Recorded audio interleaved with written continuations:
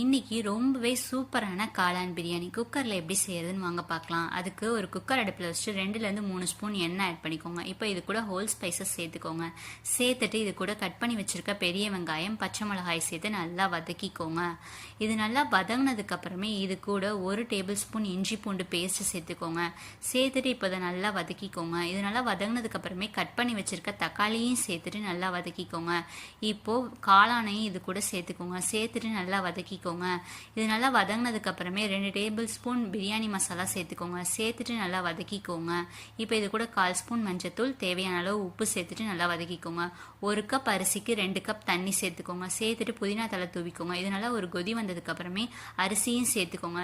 கடைசியாக lemon juice, நெய் சேர்த்து குக்கரை மூடி வச்சு 2லேருந்து 3 விசில் விட்டு எடுத்தீங்கன்னா சூப்பரான காளான் பிரியாணி ரெடி.